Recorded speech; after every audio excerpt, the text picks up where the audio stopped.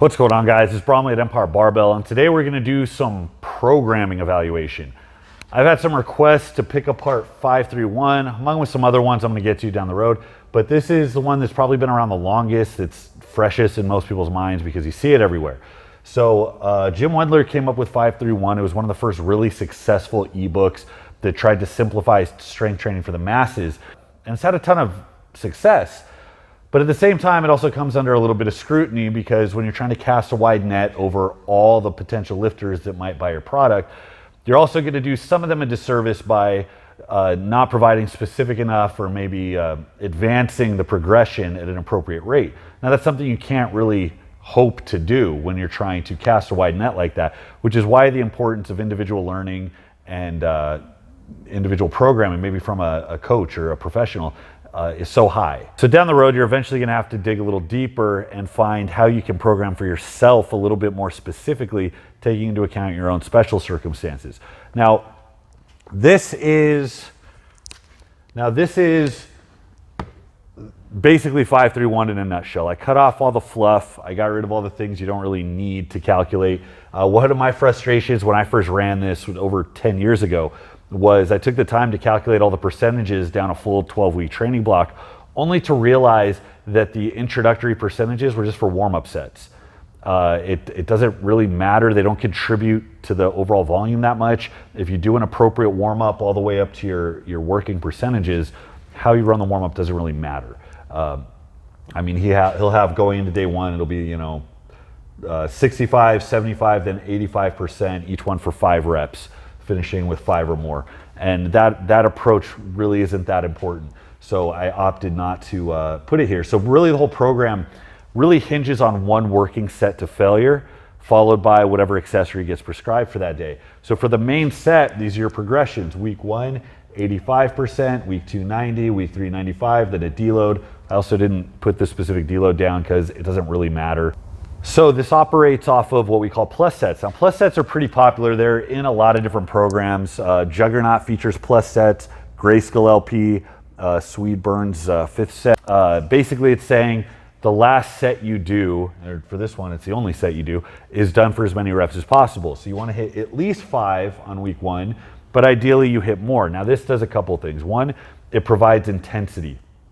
Critique of, let's say, starting strength is that when you start light with the linear progression, giving yourself room to increase each week, there isn't really enough of a stress to cause adaptation at that phase. It almost feels like busy work. You're setting a baseline of work, and it's not until you've been at it for a couple of weeks that you start to encounter poundages and amounts of volume that actually cause you to grow. So it almost feels like, okay, we can do a little bit better. Even if we're not pushing it at higher percentages, we can still push it with some rep work. We can still add some effort to the working set that's going to help you increase your performance down the road. It's also a good method of auto-regulation because it can tell you about what your strength is doing without really having to max or handle heavy poundages.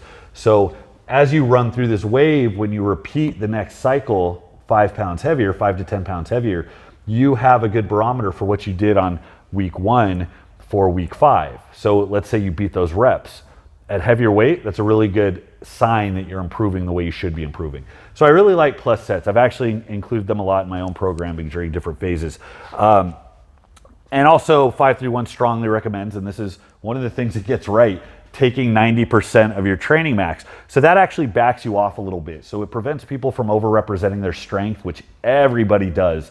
And when you run a program like this, and I've had problems with it with my own clients, where when you run a program and you start too heavy, you go off your last, let's say, meet PR, which was maybe 8 months ago instead of what you can actually do now, you hit that brick wall a little too quick. So with all progressions, it's really vital you back off far enough. Remember, give yourself that runway. Give yourself that runway to pick up momentum, so by the time you get into the weeds, you can push it a little bit farther. If you're hitting a brick wall week 1, week 2, you're really not going to get anywhere. So you start back off. So 85% is really like 75%, which is a 10 rep max or so for most people. So that plus set, you might get 10, 11, 12 reps. 90%, that's 80% starting out. You might get 6 or 8 reps. 85%, you might get 3, 4, 5 reps. So you're getting more reps. This is much more rep based in the beginning, and the rate of increase is so small because you run through 85, 90, 95, or 90% of that when you're starting out. And each week you only add 5 to 10 pounds. So you're just bumping a little bit of weight. And then the next cycle, a little bit of weight. So this represents 6 weeks of cycling. And you can see it's only this little bit of margin that you increase your performance at each rep range or at each percentage threshold. So one of the critiques of 531 is that it's very slow. And it is slow, but it's slow by design. One, as a training principle of not trying to jump weight too quickly, you want to hang out at a certain threshold in order to adapt to that for a certain period of time instead of just trying to jump very aggressively.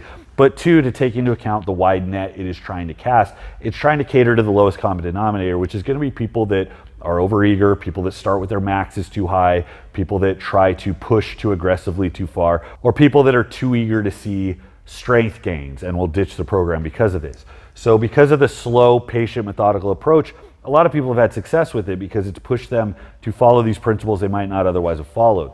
However, a big contingency of people that are following 531 are newer lifters or novice lifters.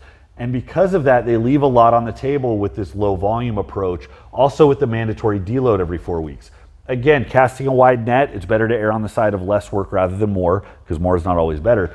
But with a big pool of novice athletes following your program, they have a lot more potential to get work in. Novice lifters don't need to deload. They didn't work hard enough to merit a deload.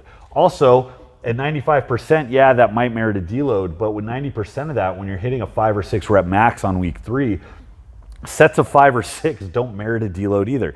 Deloads are pretty much reserved for when you've been running with so much volume for so long that you need a break to clear out, or when the percentages have gotten too high for too long, where again, if you keep pushing, you're just going to regress and take steps backwards. The idea is you've built up so much fatigue that you need a week to let your body catch up before you can really express those strength gains. So I have a little bit of problem with that. I'm not going to tell anybody to modify this because as soon as we start modifying it, it's not 531. So just take this information with a grain of salt and try to think critically as you look at other programs down the road so that you can apply this to see what the best possible course may be. Now, when you get down here and you're actually firing closer to that 95% range, because remember you started back 10%, when you actually get close to working 85, 90, 95 for those 3 weeks, then yeah, deload is going to become more important because each week is going to be that much more taxing. You're going to be much closer to your ceiling, which means recovery is going to be a lot harder. So down the road, I definitely think that's advised, but early on, it seems a bit unnecessary. Now, I can't be too hard on this program because it does exactly what it's supposed to do. Again, cast a wide net, taking into account most of the people that are going to read it. For as popular as this program is, it probably did itself and the people who followed it a very good service by taking that very conservative approach. Because if it took a more aggressive approach, I promise there'd be a lot more people left behind by this program. But this should also be a jumping block. Advanced lifters, or I think people who've been competing for a longer period of time, people who have a better handle on how they recover and what they can get away with in their training, eventually will need to advance past something like this. This is not going to take somebody to very elite numbers. But that's important to know that we segment training off based on how developed you are. What you do in the first year you're starting off is not going to be what you do in the year that you're trying to get an 800-pound deadlift. Those are two different phases of training. So this is more appropriate as kind of a foundational introduction to how these progressions work and how you should expect to increase, at what rate you should expect to increase. So I think there's a lot of good discovery to be had in this for people that are newer and are getting into it. So 531 works off the principle of a simple linear progression. It just has an extra added element of complexity in the way that it waves. So this is a normal LP. Once or twice a week, depending on which one you follow, you're going to add a set amount of weight. So if you start at, 70% for your sets of 5, you're not even adding percentages, it's just a set amount, 5 to 10 pounds. And there's some that have you do that on both days. Now, novices can get away with that. They can progress linearly every few days on the same progression. Something like starting strength eventually progresses to the Texas method, where you're only progressing 1 day a week, and then you have other days that are either lighter days or intensity days. And the added complexity actually allows more recovery, which is, again, the difference between more novice and more advanced lifters. But starting out simple LPs is just 5 to 10 pounds each time. So over a great many weeks, you see this net increase in weight. at the same set and rep threshold. So very slowly volume has grown, very slowly intensity has grown, and in that time your body should have adapted in a pretty substantial manner. It's very dry, it's very boring, but it works very well. So when you're starting out, I frequently recommend that beginners start out with a very simple progression so they can feel how it's the progression from week to week that drives progress, not necessarily this monumental effort that you do in any one given workout. 5-3-1 is still a linear progression, but these the linearity is split up into these 4-week intervals. So you're still only adding 5 to 10 pounds at each threshold, but it's every 4 weeks. So this wave goes up 85, 90, 95, deload, and then plus 5 pounds, plus 5 pounds, plus 5 pounds back down to a deload. So it zigzags back and forth. That added element of complexity draws out the progression much longer, and it gives you more time at a specific threshold. So this threshold of 85 to 95%, notice how much of that band that you're going to be staying in over that 6-week period, right? So it's only these small deviations on the outside, but the average weight is not going to change that much. And that gives you more time to adapt, more time to progress, more time to perfect your technique, and see all of the foundational development you want to see, so that ceiling of yours pops up more over time. This also does a good job of illustrating the psychological benefit of the plus sets. Because you're only getting back to the same percentage range every 4 weeks, it can be that much more frustrating to try to chart progress when you're moving at a snail's pace, just adding 5 to 10 pounds each time. So the plus sets, like let's say at the highest percentage range, 4 weeks down the road, you get the opportunity to see how many more reps you got at a little bit more weight than you started with. So it kind of reinforces the good work that is being done in the process. So again, it's another reason I like plus sets. Ultimately, I don't really have a bone to pick with 5-3-1. I think it's a really solid foundational program, if for no other reason than to get your feet wet with how these progressions work. Down the road with other programs, the idea of progression doesn't really change. There's different types of progressions. You can load linearly, you can wave load, you can step load. You can apply that with varying percentages. You can kind of tweak how aggressively you change percentage week to week and how often you cycle back. There's all these added elements of complexity, but this type of pattern is still the foundational driving force between how you grow, and that's ultimately more important when it comes to handling your main lifts. I also like the options they give you for accessory. A good example, like they have the boring but big protocol, just 5 sets of 10. Do your top set, same exercise, drop a certain percentage, knock off 5 sets of 10. I mean, that's one of the most proven methods of getting big and strong, is to take a compound barbell movement and do it for a lot of sets and a lot of reps. It works very well. It also helps improve your technique. Downside of something like this is if you are newer, there aren't really enough touches for you to really get good. You want repeating sets, ideally, to be able to reinforce technique and get more comfortable under the bar. One all-out set with very newer lifters, not really ideal, in my opinion. That doesn't mean you're not gonna grow from it. Just means you could potentially do more work. So I do recommend the protocols that Wendler recommends that have you doing more sets of more reps with the same movement. I think for you newer guys, that'll go a long way. This also keeps in line with one of my biggest tips for novice and even intermediate lifters, is keep it simple, stupid. This progression is very simple, it's very easy to follow, and it's worked with enough people. You just have to have the presence of mind to know, after so many weeks, am I doing too much work, too little work, or just the right amount of work? Just the right amount of work never feels like the right amount of work. Okay, for that, you have to look at your numbers. Am I progressing? If you're progressing, it's the right amount of work. I neglected to point out that this block is applied to 4 days. Each day is dedicated to one lift. So you have 2 lower body, 2 upper body, squat, bench press, deadlift, overhead press. I like that it encompasses all of those exercises. It's like 4 of the big vital exercises that are related to general strength development and competing. Overhead press is a big one that gets overlooked by a lot of people. But if you feel like you're not doing enough, you're leaving something on the table, it may be appropriate for some of you to switch to something where, say, you squat twice a week or overhead press twice a week. Something like the Grayskull LP is a good example of prioritizing frequency when the volume is low. If you're not doing a lot of volume on one lift, that means you can get away doing it more often.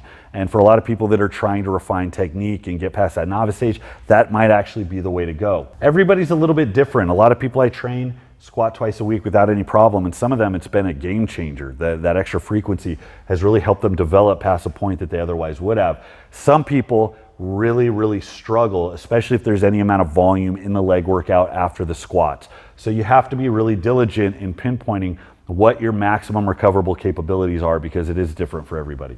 That being said, if you are new to linear progressions, if you have not followed simple set progression structures like this, I highly recommend you give this one a try. If I was to tweak it for anybody, I might add in more sets at the beginning. So something like week 1 might be 5 sets of 5 with a plus set at the end.